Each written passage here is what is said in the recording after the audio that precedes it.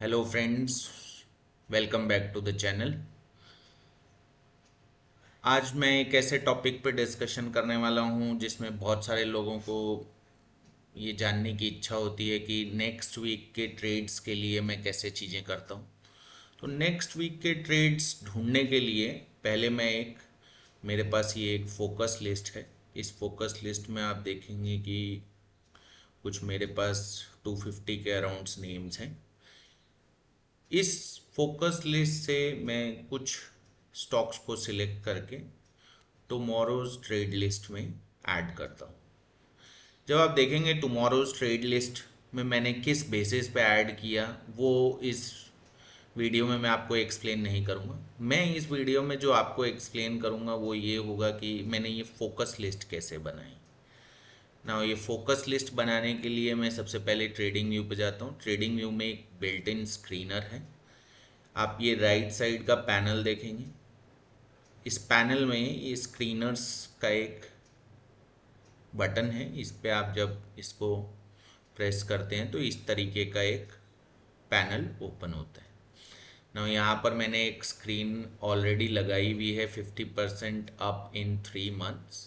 तो मैं आपको एक नया स्क्रीन बना के दिखाता हूँ कि स्क्रीन में कैसे बनाता हूँ और आप भी इसको कैसे बना सकते हैं। तो जैसे हम लोग जाएंगे क्रिएट न्यू स्क्रीन पे, मैं स्क्रीन का नाम दे देता हूँ से XYZ। आप अपने हिसाब से जो भी क्राइटेरिया यूज़ कर रहे हैं उसके बेसिस पे अपने स्क्रीन का नाम रख सकते हैं। नाउ पहली चीज़, तो मुझे ये स्क्रीन इंडियन मार्केट्स के लिए बनानी है, तो मैं यहाँ पर इंडिया चूज़ करूँगा। अब यहाँ पर आपको बहुत सारे पैरामीटर्स दिखाई दे रहे हैं। इन पैरामीटर्स की हमें इतनी कोई ज़रूरत है नहीं, तो मैं इन पैरामीटर्स को डिलीट भी कर सकता हूँ या एज इट इज़ पड़े हैं तो भी कोई इशू नहीं। तो मेरा पहला क्राइटेरिया जो है दैट इज़ प्राइस। तो मैं मैनुअल सेटअप पे जाऊँगा। मैं एक पर्टिकुलर अमाउंट से कम के स्टॉक्स में डील नहीं करता। That cut off is ₹30 for me. Any stock which is below 30 मैं उसकी तरफ ज़्यादा ध्यान नहीं देता। दूसरा, अगर आप देखेंगे तो परफॉर्मेंस, यहाँ पर ये ईयर टू डेट है। मैं ईयर टू डेट में 3 मंथ्स पे जा रहा है। अभी 3 मंथ्स में अगर आप देखेंगे कि 3 मंथ्स में अगर कोई स्टॉक से 50% या 40% या 30% गया है, तो दैट मीन्स कि उसमें इंस्टीट्यूशनल बाइंग हुई है, तभी वो इतना मूव किया है। तो मैं यहाँ पर 50 ऐड कर देता हूँ। तो ये मेरा दूसरा पैरामीटर हो गया। तीसरा पैरामीटर अगर आप देखेंगे तो अभी भी यहाँ पर 594 स्टॉक्स हैं। आप देखेंगे कि हर एक स्टॉक के दो दो ऑप्शंस आ रहे हैं। एक में डी लिखा है और एक में विदाउट डी है। इसका क्या मतलब है? तो जनरली बीएससी और एनएससी दोनों के स्टॉक्स इसमें आते हैं। हम लोग बीएससी को ज़्यादा इम्पोर्टेंस नहीं देते हैं, रीज़न बीइंग कि बीएससी में वॉल्यूम कम होता है, एनएससी में वॉल्यूम ज़्यादा होता है, इसलिए मैं सिर्फ एनएससी पे फोकस करता हूँ। तो मैं यहाँ पर एक और पैरामीटर लगा करके उस पर एनएससी सिलेक्ट कर लूँगा, तो ये और रिड्यूस हो जाएगा सिंबल्स के नीचे जो आपको नंबर दिखाई दे रहा है 260।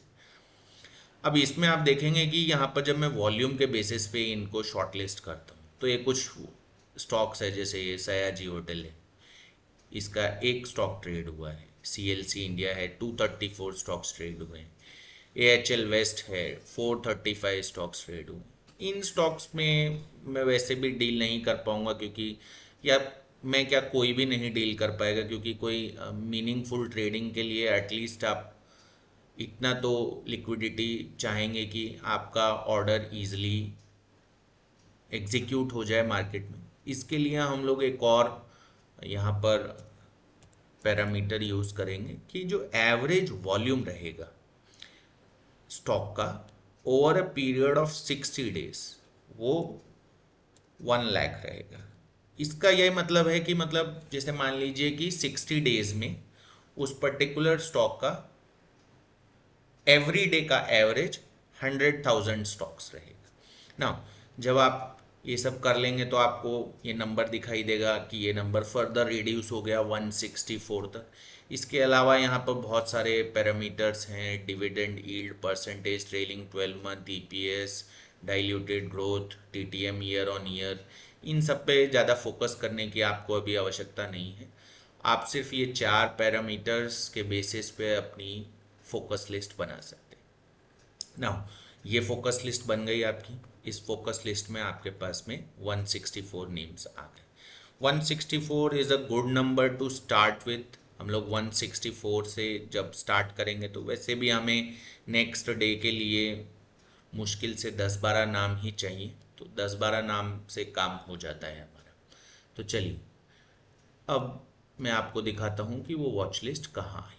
वो वॉच लिस्ट को मैं यहाँ से एक्सेस कर सकता हूँ। ये वो वॉच लिस्ट है। अब इस वॉच लिस्ट में देखिएगा कि जब मैं जीई वर्नोवा टीएनडी की बात करता हूँ तो ये स्टॉक इस तरीके से शो कर रहा है बिहेवियर। आप बाकी के स्टॉक्स भी देखेंगे तो they are mostly going upward, और यू में से they are in a upward trend. तो अब इन अपवर्ड ट्रेंडिंग स्टॉक्स में से मुझे नेक्स्ट डे के लिए कुछ स्टॉक्स चूज करने हैं। वो चूज कैसे करता हूँ मैं, उसके लिए मैं एक अलग वीडियो डालूंगा, उसमें आप एक बार देखिएगा तो आपको भी आइडिया लगेगा। नाउ फ्रेंड्स, जो मेरा पर्पस है इस पर्टिकुलर चीज़ को आप लोगों को एक्सप्लेन करने का, वो ये है कि एक बिगिनर या एक जो स्टार्ट करने वाला पर्सन होता है या जिसने अभी अभी ट्रेडिंग स्टार्ट करने की सोची है, उसका सबसे पहला पॉइंट होता है कि मैं क्या ट्रेड करूं या मैं कैसे ट्रेड करूं। तो क्या ट्रेड करूं का आंसर यहाँ मैंने देने की कोशिश करी है कि आप एक सेट ऑफ स्टॉक्स को चूज करिए। उन सेट ऑफ स्टॉक्स को चूज करने के बाद आप उनमें ट्रेड ढूंढना शुरू कीजिए। तो ये कुछ सेट ऑफ स्टॉक्स को कैसे चूज किया जाता है उसके लिए मैंने आपको एक गाइडलाइन बताई। ये feature generally free trading view software में नहीं मिलेगा। ये मैं जो आपको दिखा रहा हूँ ये पेड सॉफ्टवेयर वर्जन है और पेड वेब वर्जन है। तो अगर आपको कोई अगर फ्री वाला यूज़ करना है कुछ, तो there are other web based application जहाँ से आप फ्री में जो भी स्क्रीनर है, जैसे एक स्क्रीनर को आप यूज़ कर सकते हैं। तो आज के वीडियो में इतना ही। नेक्स्ट वीडियो में फिर किसी और टॉपिक के साथ मिलेंगे। Thank you.